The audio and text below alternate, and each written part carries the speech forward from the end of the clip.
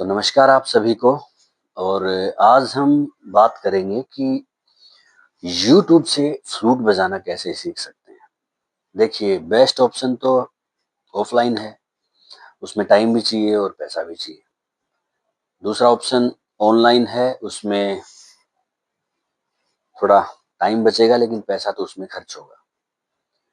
तीसरा ऑप्शन है हम फ्री में भी सीख सकते हैं और वो है यूट्यूब। और ऐसा नहीं है कि यूट्यूब से नहीं सीख सकते, आराम से सीख सकते हैं, बस थोड़ा सा सिस्टमेटिक चलना पड़ेगा। तो करना क्या है, इस वीडियो में आपको मैं वो सब बताऊंगा कि यूट्यूब से हम कैसे सीख सकते हैं। देखिए, बांसुरी सीखने के लिए चार चीजों पे आपको कमांड करनी पड़ेगी।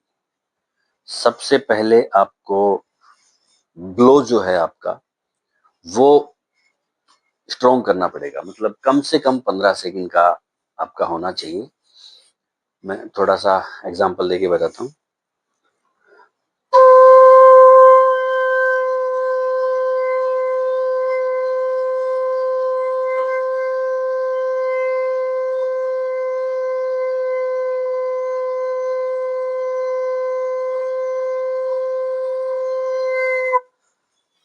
इतना कम से कम होना चाहिए।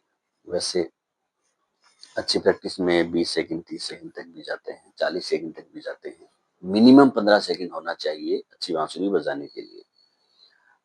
ठीक है, एक आपको कमांड करनी पड़ेगी जो फिंगर्स की जो फ्लेक्सिबिलिटी है, आपके फिंगर्स जो होल हैं वो अच्छे से कवर करें, हिसिंग साउंड ना आए। और आगे बात करेंगे हम, तो फिंगर्स की फ्लेक्सिबिलिटी भी इम्पोर्टेंट है। इसके बाद आपको काम करना पड़ेगा जो बीट का सेंस है उसके ऊपर। कोई भी धुन आप बजाएंगे तो उसको आपको पता होना चाहिए उसकी क्या स्पीड है, उस स्पीड से आपको फ्लूट बजानी है। तो उसके लिए ताल पे अभ्यास करना पड़ेगा और बीट सेंस। वैसे तो नॉर्मली जो भी लोग फिल्में देखते हैं, गाने सुनते हैं, उनमें ऑटोमेटिक बीट सेंस होता है, थोड़ा सा और डेवलप करने की जरूरत होती है। और चौथा जो है वो हम काम करेंगे ऑर्नामेंटेशन। ऑर्नामेंटेशन क्या होता है कि जब हम बांसुरी बजाते हैं तो एक फीलिंग्स आती है ऑर्नामेंटेशन, तो वो क्या होते हैं वो भी हम बात करेंगे वीडियो में। और एक लास्ट सबसे इम्पोर्टेंट चीज है कि स्वर ज्ञान आपको होना चाहिए, सुर की समझ होनी चाहिए, सुर का ज्ञान आपको होना चाहिए। कहाँ पे उतार है, कहाँ पे चढ़ाव है, उसके बिना आप कुछ भी कर लीजिए, बांसुरी बजाना इम्पॉसिबल है। तो ये कुछ 4-5 चीजें हैं जिन पे आपको कमांड करनी है। तो सबसे पहले अपन उठाते हैं ब्लो। देखिए, आपको खूब सारी वीडियो मिल जाएंगी ब्लो कैसे करते हैं।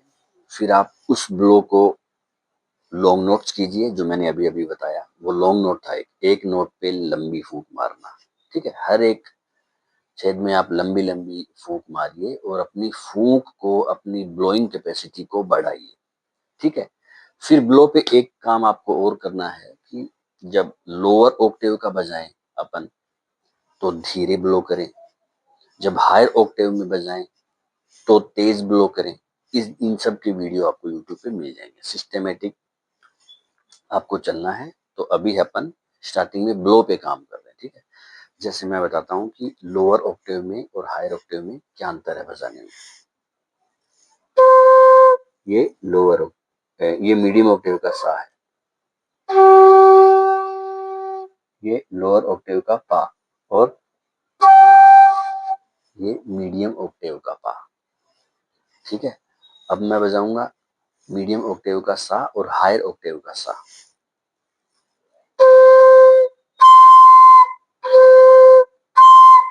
तो ये डिफरेंस करना आपको आना चाहिए, प्रैक्टिस से ये भी आ जाएगा।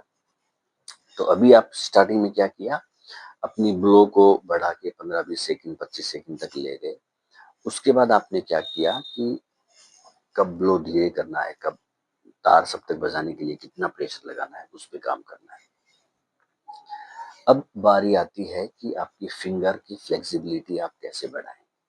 उसके लिए बेस्ट तरीका है पलटों की प्रैक्टिस। पलटे डिफरेंट डिफरेंट पलटे होते हैं। तो आप लगभग 20 से 25 पलटों की अच्छी प्रैक्टिस करिए। एक पलटे को 5 से 7 दिन दीजिए और जब अच्छी स्पीड हो जाए फिर आप दूसरे पलटे में जाइए। ठीक है, अब स्पीड का कैसे पता चलेगा? तो एक ऐप आती है मेट्रोनोम। मेट्रोनोम, उसमें टक टक टक की आवाज आती है, तो उस आवाज पे आपको सा रे गा मा पा टक टक टक उस स्पीड के साथ करना है। धीरे धीरे उसका टेम्पो आप बढ़ाते जाओ। जब 180 या 200 के टेम्पो तक आप कोई पलटे को ले जाते हो तो उसके बाद आप दूसरे पलटे में शिफ्ट हो जाओ। अब आप कंफ्यूज हो रहे होंगे कि ये पलटा क्या चीज है। पलटा देखिए, सुरों को आगे पीछे उलट पुलट के बजाना। और ये करते क्यों है अपन? ताकि अपनी फिंगर्स की प्रैक्टिस हो जाए, है ना। जैसे मैं बताता हूँ आपको।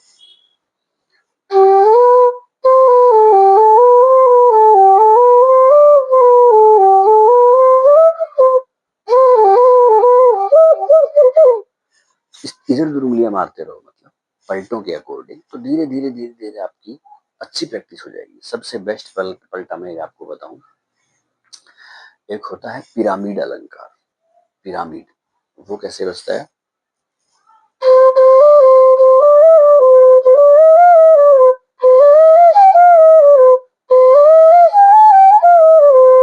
इस तरीके से आप पूरा बजाएंगे तो इसकी जो प्रैक्टिस है वो बहुत अच्छा पलटा है। तो इसकी प्रैक्टिस कीजिए। फिर एक लोअर पा से लेके हायर पा तक सरगम की खूब प्रैक्टिस कीजिए आप। लगभग 7-8 दिन दीजिए इसको।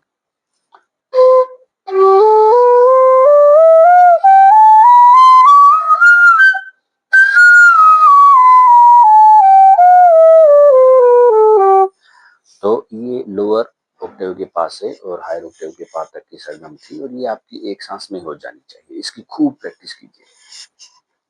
तो धीरे धीरे 2-3 महीने खूब पलटे बजाएंगे आप। करीबन 20 एक पलटे अच्छी प्रैक्टिस 200 की स्पीड से आप बजाने लग जाएंगे तो आपको उंगलियों वाला काम हो जाएगा। ठीक है। अच्छा, इसमें एक चीज का और ध्यान रखना है कि उंगली आपकी एक एक उंगली उठनी चाहिए, दो दो उंगली उठनी चाहिए, तीन तीन उंगली उठनी चाहिए, है ना। ये प्रैक्टिस भी चाहिए। फिर एकदम से पा से लेके गा तक एकदम से उंगली जाए आपकी, क्योंकि जब भी आप कोई धुन बजाएंगे उसमें कितना उतार चढ़ाव आता है वो हम कह नहीं सकते। उस धुन में कितना चेंजेस आते हैं, एकदम से लोअर ऑक्टेव से हायर ऑक्टेव में चली जाएगी। तो वो सारी प्रैक्टिस आपको करनी पड़ेगी पलटों में। ठीक है। अब तीसरा पॉइंट मैंने बताया था कि आपको सुर की समझ होनी चाहिए। सुर की समझ के लिए आप क्या करेंगे कि जो पलटों की प्रैक्टिस कर रहे हैं तो इनमें से जो आवाज निकल रही है उसको आप ध्यान से सुनिए कि ये 3 उंगलियां बंद करके जो मैं ब्लो कर रहा हूँ कम प्रेशर में तो कैसी आवाज निकल रही है। मतलब फ्रिक्वेंसी पहचाननी है आपको, क्योंकि कोई भी धुन फ्रिक्वेंसी के अकॉर्डिंग ही बजेगी। आप चाहे कुछ भी मत सीखिए, आपको फ्रिक्वेंसी की समझ है। आप कोई भी क्लास ज्वाइन मत कीजिए, आप वो इंस्ट्रूमेंट बजा लेंगे। आपको बस जैसे बांसुरी बजानी है तो आपको उंगलियां मारनी आनी चाहिए, ब्लोइंग होनी चाहिए। सुर की आपको समझ है तो आप बजा लेंगे। आपको सारे गामा पाधा ये सब करने की जरूरत ही नहीं, अगर आपको फ्रिक्वेंसी की समझ है तो उस समझ के लिए वो कैसे होगी? जब आप अपनी ही बांसुरी को बार बार बजाएंगे, सुनेंगे सुनेंगे कैसी आवाज आ रही है। फिर सा से हर सुर की दूरी को देखिए। ठीक है। जैसे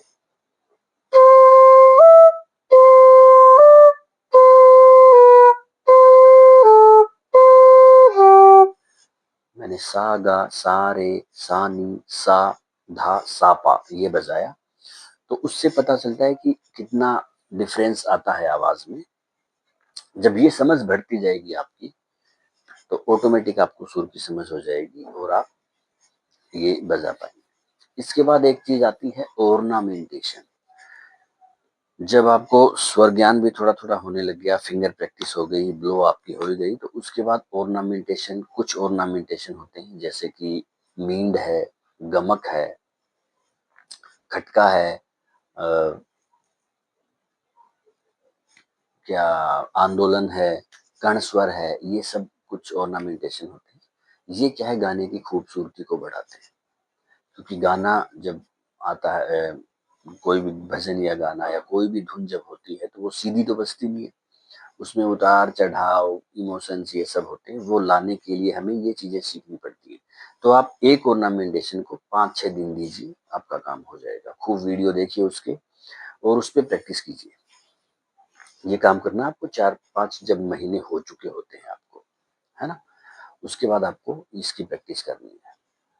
ऑर्नामेंटेशन के बाद में आता है टाइमिंग का, जैसा कि मैंने बताया कि आप ताल के अकॉर्डिंग बांसुरी को बजाने का कोशिश कीजिए और जो लॉन्ग नोट्स की प्रैक्टिस है वो तानपुरे के साथ कीजिए। ठीक है? तानपुरा के साथ प्रैक्टिस कीजिए, तालों के अकॉर्डिंग प्रैक्टिस कीजिए, उससे आपका बीट सेंस डेवलप होगा। ताल जैसे कुछ फेमस ताल मैं बता रहा हूँ, एक ताल है, 3 ताल, कहरवा ताल, रूपक ताल, है ना? और भजनी ताल, ये कुछ फेमस ताल हैं जो लाइट म्यूजिक के लिए बेस्ट हैं। इनके साथ प्रैक्टिस कीजिए। ताल भी वही एक रिदम है, एक टाइमिंग है, मतलब ताल भारी भरकम वर्ड है, आप यूँ मत सोचिए कि ये ताल के आ गया, ये वही टाइमिंग वाला ही सीन है। तो कुल मिला के क्या-क्या करना पड़ेगा आपको, शुरू के 15-20 दिन आप अपनी फूँक पे ध्यान दीजिए, है ना? आपको फूँक मारते ही आवाज़ आनी चाहिए और 15 से 20 सेकंड तक इस फूँक को प्रैक्टिस कर के ले जाइए। कांस्टेंट फूँक होनी चाहिए, बीच में टूटनी नहीं चाहिए। ये आपका फूँक का काम हो गया, प्रेशर कम करना, बढ़ाना ये सब आना चाहिए, ठीक है? उसके बाद आप पलटों का अभ्यास कीजिए। पलटू जैसे सा रे गा, रे गा मा, गा मा पा, ये एक पलटा हो गया, 3-3 का पलटा। ऐसे 4-4 के पलटे, 5-5 के पलटे, उल्टे सीधे 2-2 उँगलियाँ उठा के, 3-3 उँगलियाँ उठा के। जैसे एक एग्जांपल बताता हूँ मैं, हे राम भजन है जैसे, तो अब ये हे राम तीनों उँगलियाँ उठ रही हैं, ठीक है?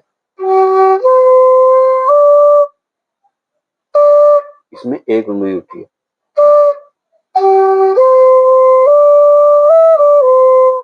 अब तू जब, इसमें 2 उँगलियाँ उठ रही है। तो अभी आपने देखा तीनों उँगलियाँ भी काम आई, एक उँगली भी काम आई और 2 उँगलियाँ भी काम आई। तो इस तरीके से आपको उँगलियाँ उठानी आनी चाहिए। इसमें क्या होता है, जब मैंने आपको पहले भी बता रखा है कि यहाँ से शुरू करेंगे अपन लोअर, सबसे मोटी आवाज़ आएगी जब सारे छेद बंद करेंगे, फिर पतली होती जाएगी, ठीक है? यहाँ पहले राउंड की सबसे पतली, फिर दूसरा राउंड शुरू होगा, उसमें सबसे पतली, जब प्रेशर बढ़ाएंगे फूंक का तो सबसे पतली सबसे नीचे आएगी, फिर और पतली और पतली और पतली, फिर तार सब तक शुरू हो जाएगा और फिर और भी पतली होगी। तो ये 2 राउंड लगते हैं, ठीक है? पहले मोटी, फिर पतली, फिर और ज्यादा पतली, फिर सबसे पतली। इस तरीके से 2 राउंड लगते हैं और हमें सुर की इसी तरीके से समझना है सुर को। तो ये आप स्टेप बाय स्टेप करेंगे लगभग 10 से 12 महीने में, और आप डेली 1.5-2 घंटे नियम से बजा रहे हैं, दिल से बजा रहे हैं, तो आप सीख जाएंगे बांसुरी, कन्फर्म सीख जाएंगे, है ना?